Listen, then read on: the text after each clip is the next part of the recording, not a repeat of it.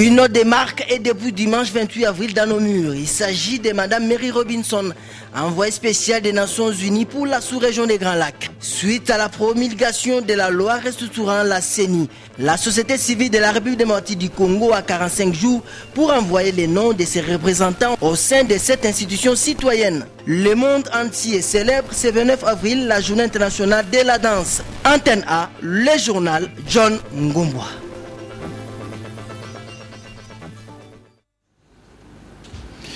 Bonsoir madame, monsieur, bonsoir et très heureux de vous retrouver dans le cadre de ce journal télévisé d'Antenne A qui reçoit pour vous monsieur Freddy Bola, conseiller juridique et fondé de pouvoir à la SONAS. Avec lui, nous allons donc parler du règlement et paiement du dossier de Sangué par la SONAS. Bonsoir monsieur. Bonsoir monsieur. Je vous retrouve tout à l'heure, le temps d'annoncer que le président de la République, Joseph Kabila, a reçu en audience cet après-midi Mary Robinson, envoyée spéciale des Nations Unies dans la région de Grand Lac. Nous y reviendrons dans nos éditions de la journée avec images et commentaires. Le temps de vous confirmer aussi que Mme Robinson avait été reçue par le Premier ministre, mais un peu avant par le ministre congolais des Affaires étrangères, de la coopération internationale et la francophonie. Avec Raymond Tshibanda, Mme Robinson a eu à faire le point sur la stabilité dans les pays des Grands Lacs et l'évaluation de l'application de l'accord cadre. C'est un reportage de Patricia Amoli et Patrick Borel-Moukendi. Avec l'envoyé spécial du secrétaire général de l'ONU dans la région de Grand Lac, Mary Robinson, accompagnée d'une forte délégation onusienne dont le représentant spécial du secrétaire général de l'ONU en RDC, Roger Miss, il était question de faire l'évaluation de la mise en œuvre de l'accord cadre. Je suis convaincu qu'il offre un véritable espoir pour la paix, la sécurité et le développement économique de la région, à condition que les signataires s'engage à la mettre en œuvre. Je vais donc consulter et rechercher l'appui de l'ensemble de la société civile, les associations des femmes, des droits de l'homme, des jeunes, des organisations religieuses et plus, afin qu'elles encouragent les gouvernements respectifs à réaliser les engagements qu'ils ont pris au titre de l'accord cadre. Pour les ministres congolais des Affaires étrangères Raymond Tshibanda, le processus évolue comme prévu. Au moment où nous parlons, le processus avance comme prévu. Vous savez que le commandant de la brigade est déjà sur place à Goma. Les premières unités sont annoncées pour autour du 30 avril comme initialement prévu. Et donc, jusque-là, nous sommes confiants. Nous pensons que les choses vont se dérouler comme prévu. Les consultations se poursuivent dans le cadre de la préparation entre les chefs d'état-major de la région avec ceux des Nations Unies. Il y a une dizaine de jours, ils se sont retrouvés à Dar es Salaam. Les chefs d'état-major de la SADC, particulièrement ceux des pays contributeurs de troupes. Le général Gaï des Nations Unies était là. Ils ont, je dirais, passé en revue les derniers détails. Je crois que pour jusque-là, les choses avancent comme planifié et nous espérons que vous verrez effectivement la brigade sur le terrain dans les semaines qui viennent. Mary Robinson poursuivra sa visite dans l'est de la RDC, précisément à Goma et dans les pays de la région de Grand Lac. Elle va boucler son séjour africain à l'Union africaine à Addis Abeba. Au ministère des Affaires étrangères, toujours, Raymond Tshibanda a reçu un autre envoyé spécial pour la région de Grand Lac. Cette fois-ci, l'envoyé est belge. En effet, le Royaume de Belgique est disposé à jouer un rôle positif et constructif dans l'ensemble du processus pour la restauration de la paix en RDC. C'est donc autour de ces sujets que Raymond Tshibanda a eu à parler avec l'envoyé belge dans la région des Grands Lacs. C'est encore un reportage de Patricia Amouli. Franck Desconiques, envoyé spécial de la Belgique pour la région de Grand Lac, est venu ce 29 avril 2013 auprès du ministre des Affaires étrangères Raymond Tshibanda parler du développement de la situation sécuritaire sur le terrain. Nous avons évoquer également les développements diplomatiques qui vont en s'accélérant maintenant, puisque après la résolution des Nations Unies, après la signature de l'accord cadre par les 11 pays et par 4 instances régionales, il y a des développements positifs. Maintenant, il s'agit dans cet accord cadre soit de la communauté internationale, le Congo et les pays de la région, de mettre en œuvre et de mettre en route les engagements qui ont été pris. Et j'ai pu assurer le ministre des Affaires étrangères de la disponibilité de la Belgique d'aider et de notre volonté de jouer un rôle positif et constructif dans toute cette problématique de l'accord cadre des Nations Unies. Le Royaume de Belgique espère voir dans un proche avenir la restauration de la paix en République démocratique du Congo.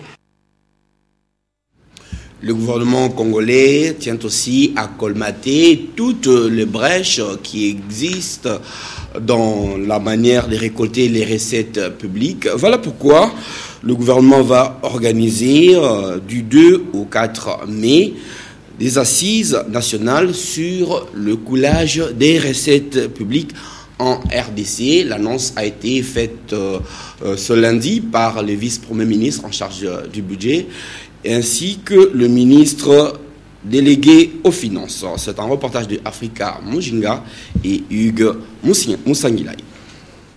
L'écoulage de recettes publiques, c'est de ça qui s'est agi au cours de cette conférence de presse tenue concomitamment par le vice-premier ministre, ministre du budget et le ministre délégué aux finances.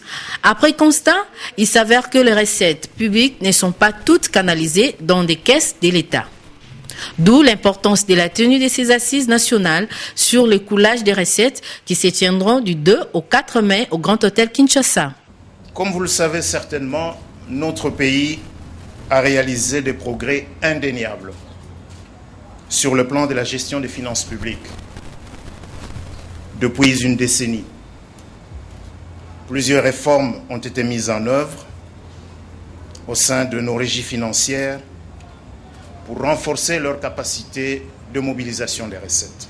Cet écart entre le potentiel fiscal et les réalisations des recettes par les administrations fiscales constitue un manque à gagner pour l'État. C'est pour corriger cet état de choses et sous l'impulsion de son Excellence, Monsieur le Président de la République, chef de l'État, que son Excellence, Monsieur le Premier ministre, chef du gouvernement, avait annoncé dans son allocution à l'Assemblée nationale, à la suite du débat général sur le projet de loi de finances de l'exercice 2013, la tenue des assises nationales sur le coulage des recettes publiques et les moyens d'y remédier. Cet atelier permettra aux différents acteurs d'échanger autour de la problématique du coulage des recettes. 48 milliards sur le quinquennat, ça fait une moyenne annuelle de 9,6 milliards de dollars que nous aurions dû être capables de mobiliser pour permettre au gouvernement d'exécuter son programme quinquennal dans les 7 axes stratégiques que vous connaissez parfaitement. Parmi les résultats attendus de ces assises figurent l'amélioration de l'efficacité, la rentabilité des services mobilisateurs des recettes, l'assainissement de l'environnement fiscal des entreprises, la lutte contre les fraudes fiscales et douanières et enfin d'optimiser l'administration fiscale des ressources naturelles. Un peu avant de venir à cette conférence de presse, les deux membres du gouvernement avaient participé à la réunion habituelle du lundi, la Troïka, présidée par le Premier ministre Matata Ponyo, avec les secteurs stratégiques et secteurs productifs et sociaux. La veille dimanche, le chef du gouvernement a effectué une tournée dans la commune de la Gombe, dans les districts de la Tchangou, question de vérifier certaines infrastructures. Commentaires et images du service de la presse de la primature. Dimanche sans repos pour le Premier ministre congolais. Nous devons en principe dans notre pays travailler et les samedis et les dimanches, et les jours et la nuit, pour que le pays puisse avancer. Ça s'appelle suivi rapproché de l'action gouvernementale dans le domaine des infrastructures, d'où la visite qu'a effectuée le Premier ministre Matata Ponyo ce dimanche 28 avril 2013. Pour ce faire, le chef du gouvernement a inspecté de fond en comble les sites en assainissement et ceux déjà assainis dans la commune de la Gombe. Les allées de l'avenue Roi-Baudouin dans les encablures de l'hôtel du gouvernement, la place des évolués 1 et 2 ont attiré l'attention du chef du gouvernement, surtout avec la construction des 2 fontaines dont les travaux prendront fin le 8 mai prochain. Le boulevard Tchachi en pleine modernisation, palpable notamment avec l'implantation des lampadaires Pimpin neuf et son système d'évacuation d'eau.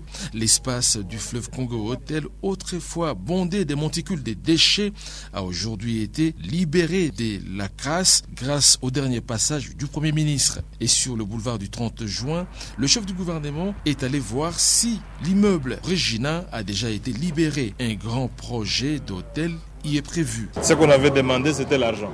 L'argent est là. Plus tard, la fin de la semaine, l'espace sera totalement remis aux propriétaires. C'est ça?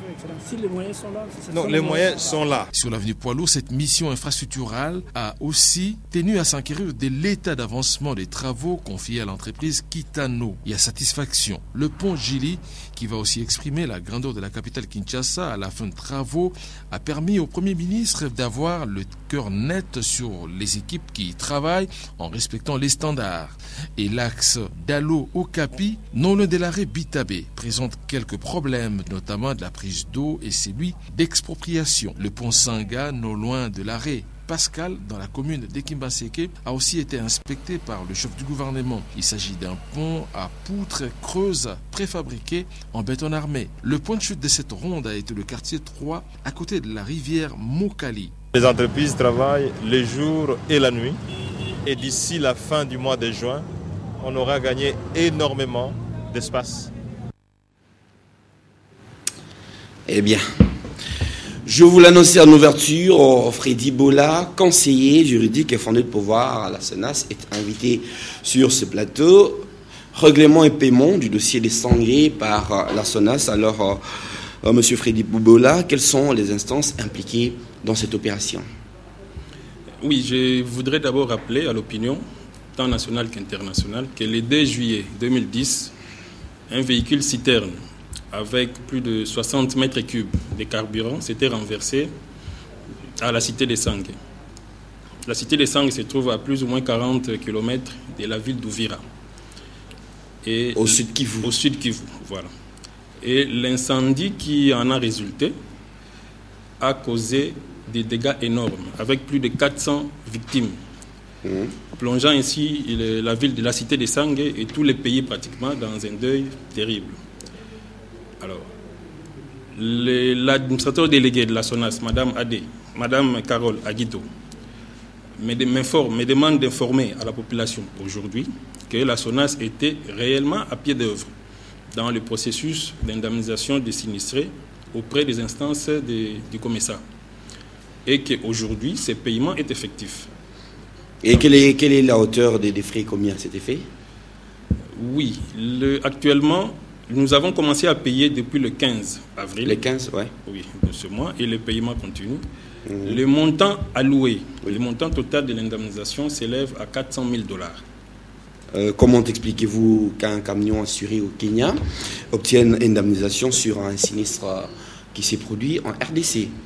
Oui, là, vous demandez pratiquement qu'on vous donne la procédure d'indemnisation au niveau du commissaire. Oui, de manière résumée, parce qu'on n'a pas le temps. Justement, oui. Alors, les véhicules en question provenaient de la Tanzanie. Il est passé par le Nairobi. Et il a pris une assurance carte jaune. C'est l'assurance du marché commun COMESA. C'est-à-dire tous les pays membres du COMESA, pour faciliter la circulation des biens et des personnes, ont mis en place ce mécanisme que nous appelons la carte jaune. C'est-à-dire l'assurance prise dans un pays membre peut permettre aux véhicules de circuler dans l'autre pays membre. Tout à fait. Voilà. Alors, les véhicules en question étaient assurés par une carte jaune à partir de Nairobi. Oui. Et il est passé par Bukavu et arrivé à Sangue, il y a eu accident. Alors, la procédure dans ces cas, le sinistre est déclaré dans le pays qui connaît les sinistres. Oui. Dans les cas d'espèce, les sinistres ont été déclarés dans notre agence d'Ouvira. Alors la SONAS a procédé à la vérification de la police auprès du bureau émetteur de la carte jaune, qui se trouve à Kenya, c'est-à-dire c'est une compagnie d'assurance. Oui. Oui. Après la vérification, le dossier a eu un numéro sinistre, et il était mis en gestion. Je vous retrouve, je comprends que cette explication nécessitera peut-être qu'on vous reçoive dans un cadre plus élaboré, mais il y aura encore peut-être 2 ou 3 questions, des précisions pour que nous en sachions davantage. Alors, ça nous permet de parler de la CENI, revue et corrigée par ordonnance présidentielle. Cette ordonnance a été promulguée depuis Lubumbashi où séjournaient les chefs de l'État. Ce lundi 22 avril, notre rédaction a interrogé les activistes membres de la société civile sur la manière dont il faut, la manière selon laquelle il faut choisir les présidents de la CENI qui doivent provenir de la société civile conformément à la promulgation de la loi par le président de la République. Eh bien, vous allez en savoir davantage dans ce reportage de Eric Kizami, Nora Olondo Ilua, Rita Machinda et Duzen Belebele.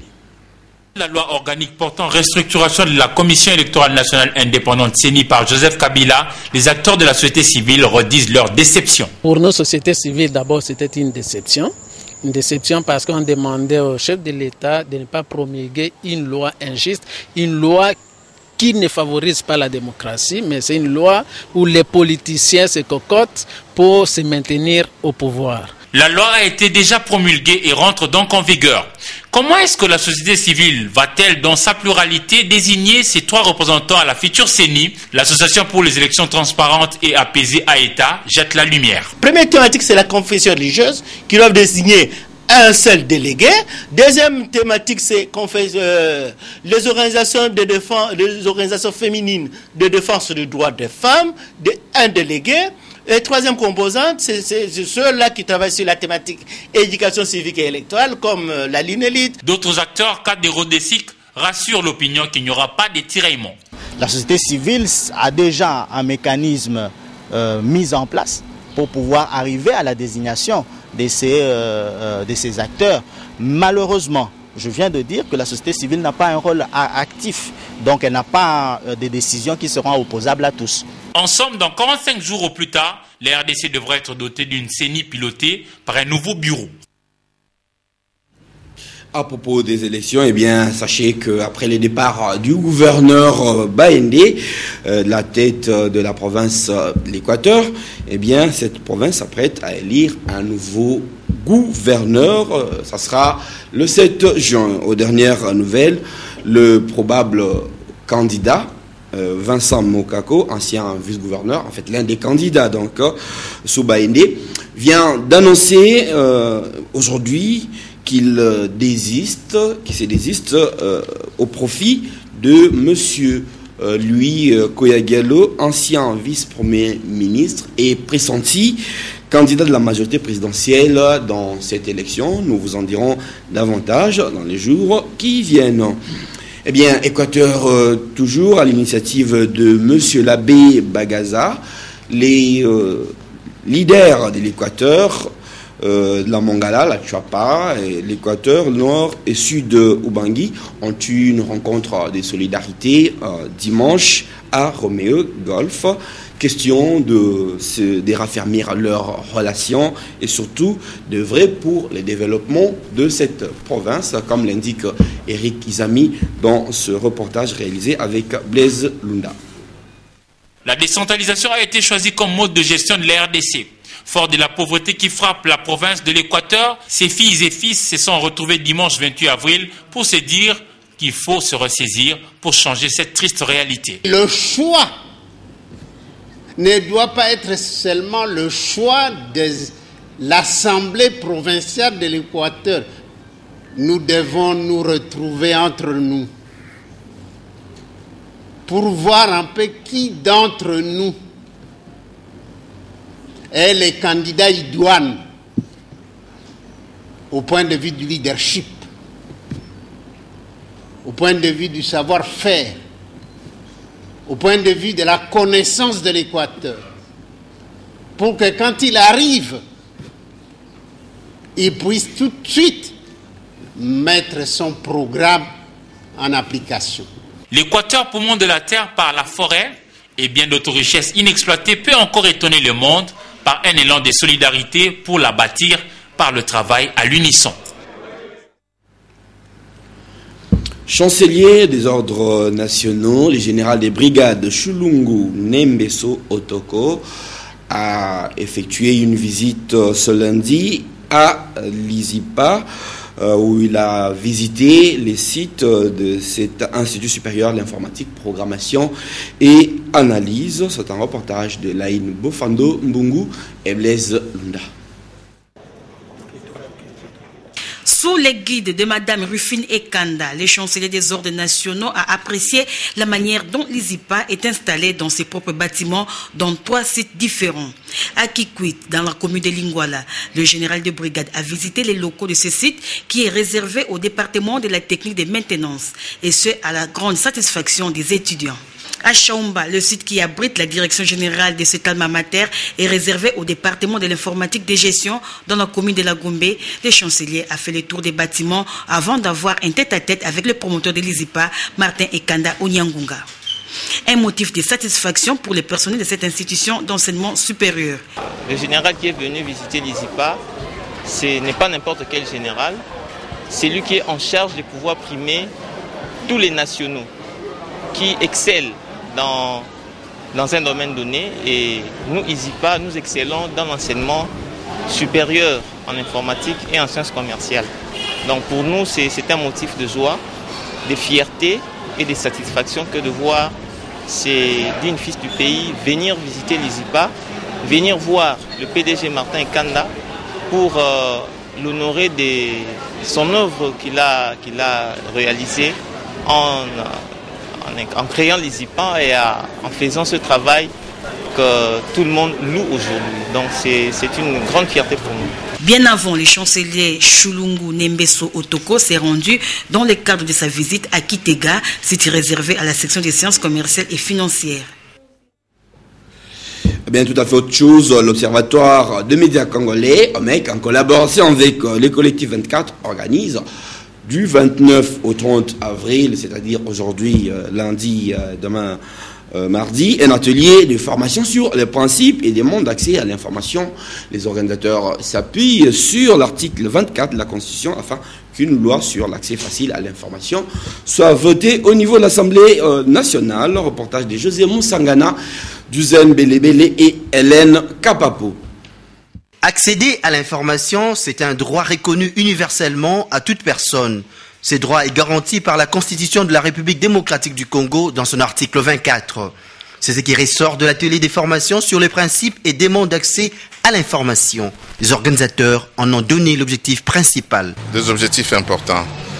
Le premier, c'est de rencontrer les prescrits de l'article 24 de la Constitution qui fait obligation au gouvernement de veiller à ce que la population congolaise, tous les segments de la population congolaise, puissent recevoir l'information nécessaire sur le fonctionnement de la cité.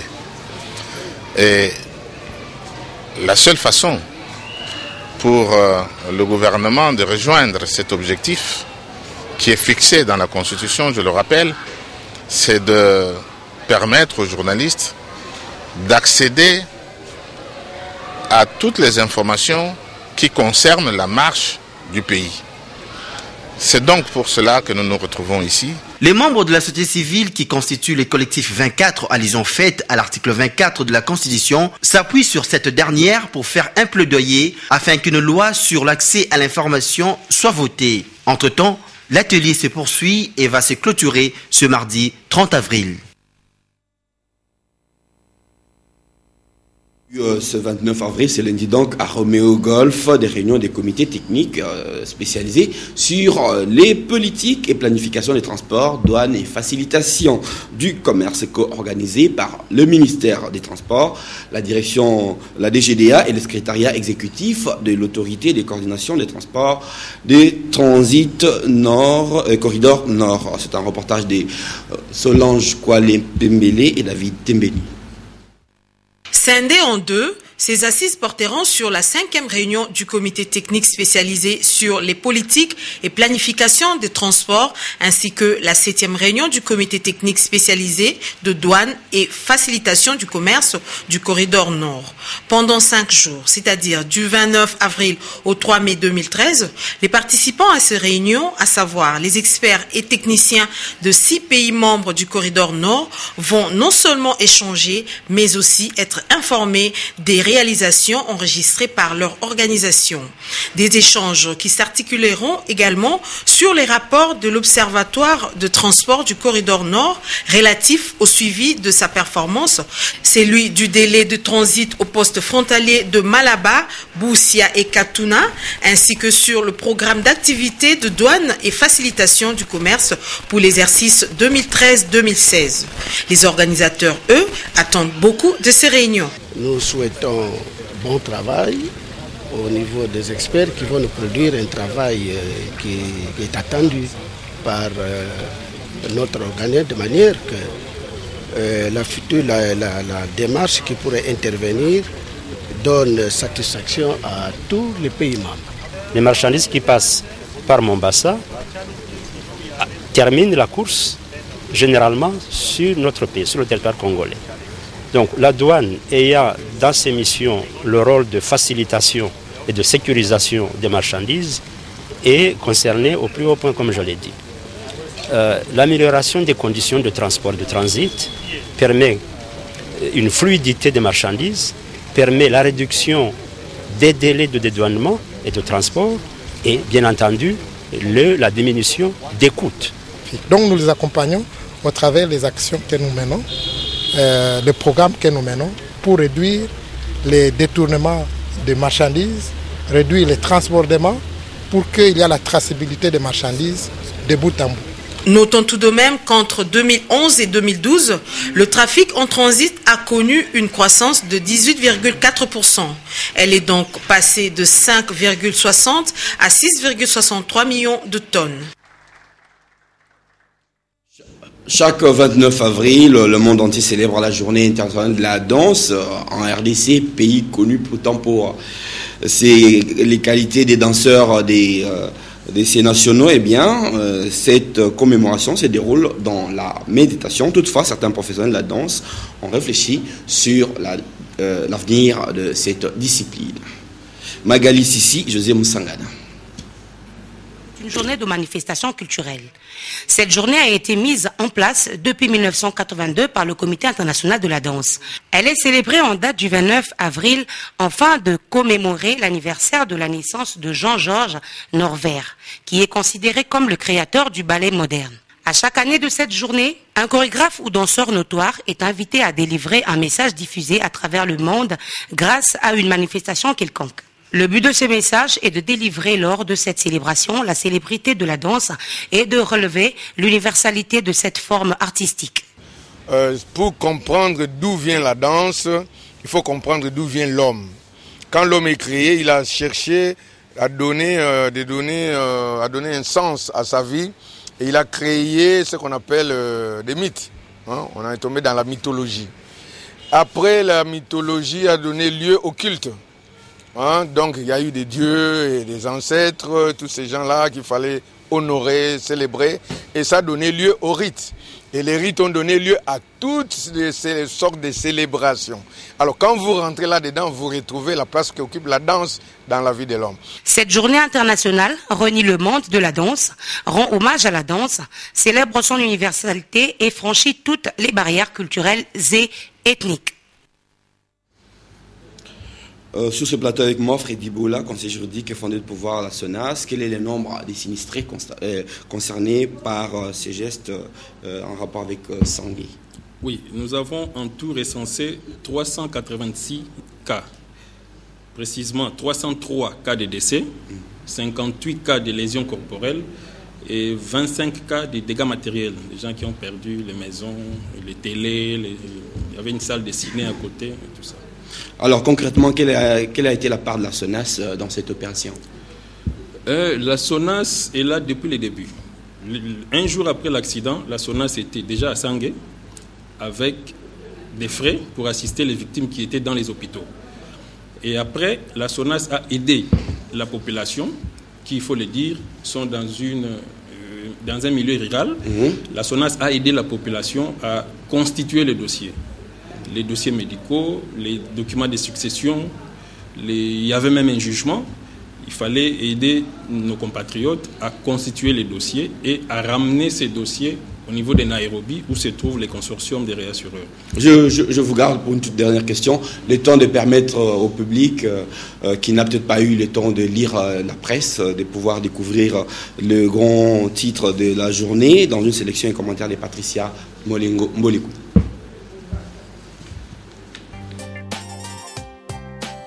Bonsoir et bienvenue à ce journal de journaux. Le président de la République, Joseph Kabila, a promulgué le week-end dernier la loi modifiant la Commission électorale nationale indépendante. Pour la manchette, la chasse aux postes est ouverte. Selon la nouvelle loi, la CENI comprend 13 membres et elle est dotée de 2 organes, à savoir l'Assemblée plénière et le bureau. La nouvelle CENI, indique Africa News, sera composée de 13 membres, 6 de la majorité présidentielle, dont 2 femmes, 4 de l'opposition politique et 3 de la société civile. Le vice-président, le rapporteur adjoint et le questeur seront issus de la majorité présidentielle, alors que le rapporteur et les questeurs adjoints de l'opposition. Et pour installer les nouveaux organes de la CENI, l'Assemblée nationale dispose 45 jours à compter de samedi 27 avril, note le palmarès. Pour ce qui est du sort de l'ancien bureau, le bureau actuel de la CENI, qui ne se considère pas démissionnaire, se dit habilité à assumer ses responsabilités administratives et opérationnelles jusqu'à l'installation du prochain bureau, ajoute le quotidien. L'actualité, c'est aussi l'arrivée de Mary Robinson, envoyée spéciale de l'ONU pour la région de Grand Lac. D'après le quotidien Le Guide, l'ancien haut-commissaire de l'ONU aux droits de l'homme va se rendre mardi 13 avril à Goma, au nord Kivu, où sera déployée la brigade d'intervention de la MONUSCO. Ensuite, Mary Robinson effectuera une tournée régionale dans le cadre de la mise en œuvre de l'accord cadre d'Addis Abeba. Pour sa première visite en République démocratique du Congo après sa nomination, la visite de Madame Robinson s'inscrit dans le cadre d'une première tournée régionale qu'elle entreprend du 28 au 5 mai prochain en République démocratique du Congo, au Rwanda, en Ouganda, au Burundi, en Afrique du Sud, avant de conclure sa mission au siège de l'Union africaine à Addis Abeba, écrit l'Observateur. Le Soft International a pour sa part signalé que Mary Robinson va s'entretenir avec le chef de l'État, le ministre des Affaires étrangères, le haut responsable de la MONUSCO, ainsi que le représentant de la société civile et de la communauté internationale. Les victimes de l'incendie de Sangué indemnisées, c'est ce qui a écrit Forum de Zassa à une. Pour le quotidien, grâce aux efforts de Carole Aguito, 304 cas de décès, 58 cas de lésions corporelles et 24 cas de dégâts matériels sont indemnisés par le biais d'une banque à Ouvira. Mais voilà, justement, on en parlait dans la revue de presse. Un dernier mot? Oui. Ayant fait partie de cette commission qui a été constituée par Mme Carole Aguito, pour gérer ces dossiers et le faire rapport de temps en temps, je tenais à remercier d'abord le chef de l'État qui a donné des instructions précises dès le lendemain du sinistre au niveau de la SONAS pour que nos patriotes soient indemnisés. Aujourd'hui, c'est fait. Nous remercions aussi Mme Ladé de la SONAS qui a pris ces dossiers à cœur, qui l'a géré personnellement. C'était entre elle et la commission. Oui. Nous remercions aussi les gouverneurs du Sud Kivu, qui nous a beaucoup assisté, et les instances judiciaires et administratives de la province. Merci beaucoup d'être venu sur notre plateau, Monsieur Freddy Boula, conseiller juridique et fondé de pouvoir. Merci aussi surtout à vous, chers téléspectateurs, pour l'attention que vous nous avez accordée. Clin d'œil à Jenny Valiante qui aurait dû vous présenter le journal ce soir. Un petit pépin de santé ne lui a pas permis. Je lui souhaite donc prompte guérison et à très bientôt. Merci et bonne soirée.